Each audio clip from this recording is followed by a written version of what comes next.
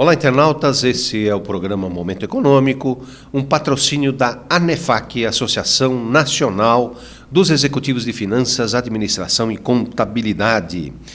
Em um momento que nós estamos vivenciando de grave crise econômica e incertezas políticas aqui no Brasil, os consumidores não são os únicos que sofrem. As empresas também são prejudicadas, como indica a forte elevação do número de recuperações judiciais no Brasil. Os números de recuperação judicial requeridas em julho foi 4,2% superior ao registrado em junho. Segundo o indicador da Serasa de falências e recuperações. Já em relação a julho de 2015, os pedidos aumentaram quase que 30%, de 135 para 175 empresas em recuperação judicial. O resultado é o maior para o mês de julho, após a entrada em vigor da nova lei de falências, e no acumulado do ano já foram registradas 1.098 pedidos de recuperação judicial. Hoje nós estamos recebendo no programa o Ailton Leite, ele é vice-presidente da ANEFAC, de Finanças, consultor empresarial, e vem esclarecer as dúvidas sobre este assunto que está afetando bastante as empresas aqui no Brasil. Lembramos que todos vocês podem participar e basta enviar uma sua pergunta e ou comentário. Ailton, tudo bem? Tudo bem, Roberto. Obrigado pelo convite. É sempre um prazer estar aqui com você na ANEFAC. O Ailton é formado em contabilidade e administração. Só contabilidade. Contabilidade. Mas esse assunto de recuperação judicial exige muito de jurídico. Como é que você trata isso? Olha, eu sempre estou nas empresas, quando está em recuperação, fazendo a reestruturação. E no aspecto jurídico, eu me socorro dos advogados que eu faço os contatos, né? E a doutora Natália, a doutora Priscila, o doutor Jaime, o próprio Marcos Martins são grandes advogados da RJ. E, por outro lado, também eu falo muito com o próprio administrador judicial, né? Doutor Luiz Cláudio Montoro, né? Entrevistamos ele aqui no programa. Enfim, vou me socorrendo deles com relação às dúvidas que muitas vezes surgem durante o processo. Por que tem aumentado tanto o número de recuperação judicial? É porque nos momentos de crise fica mais clara a incompetência da administração? Olha, quando você tem fatores externos ruins, eles combinam com a sua fraqueza, que são os fatores internos. A combinação dos dois te leva a uma situação bastante deficitária. Traduzindo é o seguinte, muitos empresários ainda jogam a culpa na crise, né? O nosso governo fazia isso, lá fora, dólar e por aí vai. E esquece de fazer a lição de casa. Então, eu dou aquele seguinte exemplo, choveu pedra de gelo no bairro inteiro, inclusive na sua casa, do vizinho também, mas do vizinho não aconteceu nada, na sua arrebentou tudo, o seu telhado era mais fraco. Você tinha essa deficiência, ela não aparecia enquanto fatores externos estavam favoráveis. Essa situação, e nós sabemos como é que está o nosso país, né? Desde do Lehman Brothers, em 2010, e por aí vai, e todo mundo vê nos jornais.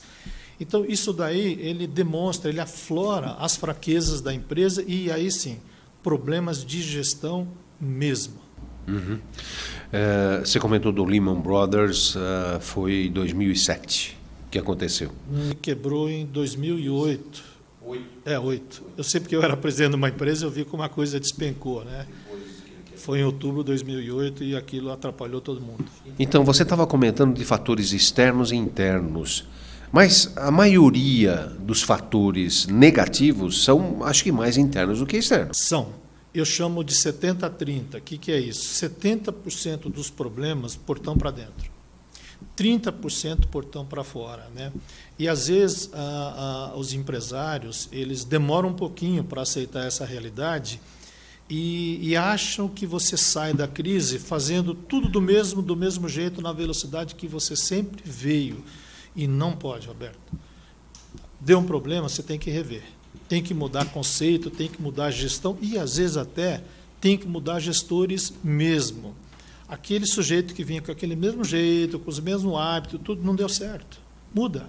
Este é o choque de gestão que é pesado e que, às vezes, eles demoram para aceitar. É difícil. E mais para frente a gente comenta sobre eles também conheceram um pouco da legislação de recuperação judicial. Se quiser comentar agora, Leite, fica à vontade. Olha, eu sempre falo o seguinte, eu não sou médico e você não é médico.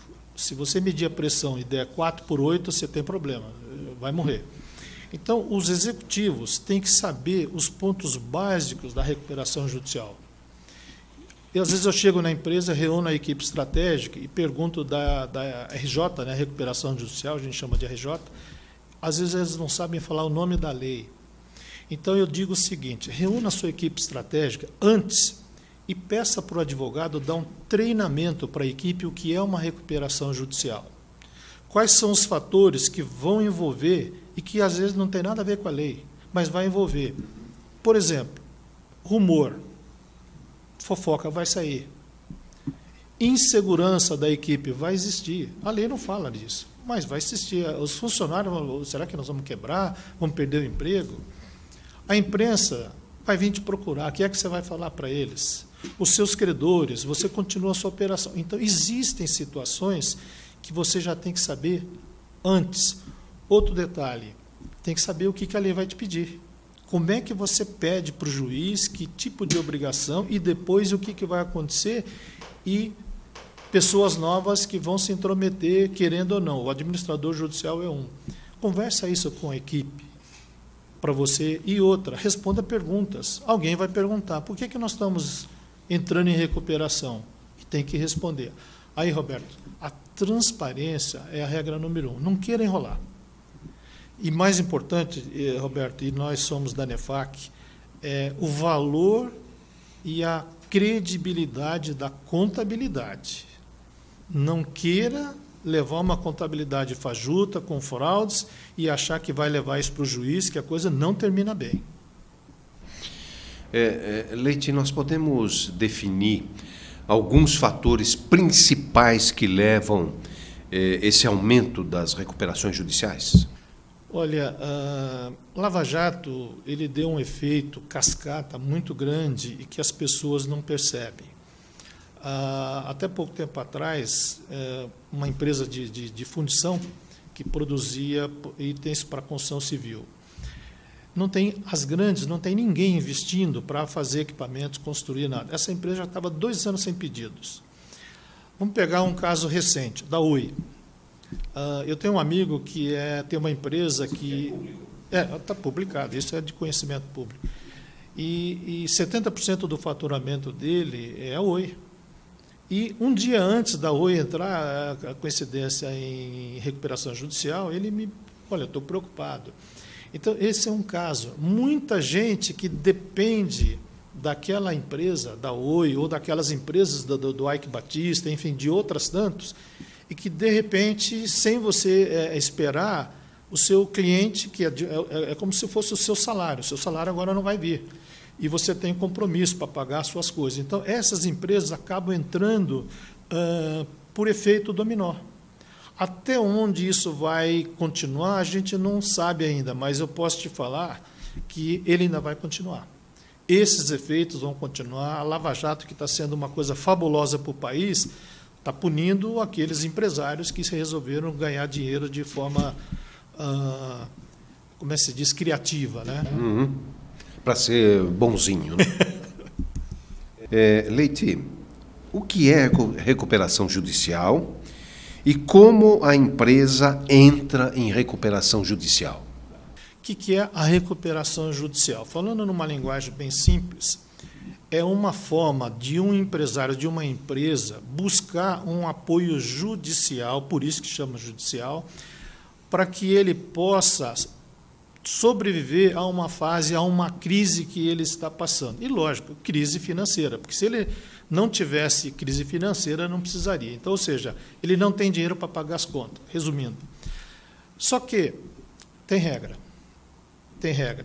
e o juiz vai te pedir bastante informação. Mas a intenção da lei é para que você não morra, a sua unidade produtora, você como empresa continue viva. Por decorrência, você mantém empregos. E também você está protegendo aqueles credores, que eles não vão perder. E para o governo é bom, porque uma empresa, enquanto ela está continuando e está em atividade, ela está pagando imposto, o governo tem arrecadação. Então, é um jogo de ganha-ganha para todos os lados, de uma forma correta e dentro da lei, tem regras. Tá? Esse é a intenção maior da lei, quando colocou, é uma lei de 2005, né, e substituiu uma outra, que era de 1945, que era de falência. Então, ficamos aí meio 60 anos de uma coisa que estava obsoleta. Agora ela está mais atualizadinha. Então, a intenção é o seguinte, é uma chance da empresa não morrer e continuar a operação, com algumas mudanças e regras. Uma delas é essa que eu falei, e o principal também é que agora o credor ele vai participar e vai opinar. Ah, mas eu não quero que ele opine. Você está devendo dinheiro para ele, está dizendo que não vai pagar. Ele vai ter que olhar e vai opinar sobre o que você está dizendo e como você quer pagar. Ailton, a iniciativa do pedido de recuperação judicial é do dono do negócio ou não? Olha, deveria ser do dono do negócio, né? Por questões emocionais, principalmente nas empresas familiares, ele demora para perceber que ele já deveria fazer isso. Às vezes tem que vir alguém de fora, às vezes até um credor já fala, você está em dificuldade, eu acho melhor você pensar em recuperação. Ah, que é isso? Aí ele vai atrás. E olha, Roberto, antes da recuperação, você tem 2 estágios que você pode fazer. Primeiro, você pode fazer uma negociação normal. Chama os seus credores, seja transparente, não engane e conte a verdade. Estou com essa dificuldade. Ah, não deu certo. Você pode fazer a recuperação extrajudicial. Também, não deu certo. Recuperação judicial. Não deu certo, aí não tem como, aí é a falência. Então, essa falta de informação e de interesse, não, mas a minha empresa, estou saudável, eu não estou preocupado, mas o seu mau cliente entrou em RJ e não vai te pagar. E adiantou? Os seus maiores fornecedores de que a sua matéria-prima básica, você depende dele, estão em RJ, pode ser que não entregue. Adiantou? Então, ele tem que conhecer o antes, que são a cadeia de fornecimento, se tem problema, a saúde, e o depois, que é quem vai comprar. E que, às vezes, ele está bem, mas se esses setores despencarem, ele vai ser afetado. Então, quem tem que fazer é o empresário, ele que é o acionista, ele que assina pela empresa e ele vai pedir. Mas, muitas vezes, ele só faz depois de pressão. É uma pena. Perde a oportunidade. E, quando vai, já vai em situação de penúria, já está com protesto, títulos, não tem mais estoque, não tem capital de giro, que é uma coisa que vai faltar depois, e vai muito tarde. Leite, eu preciso pedir licença a você, aos internautas. Nós vamos para um pequeno intervalo e já voltamos.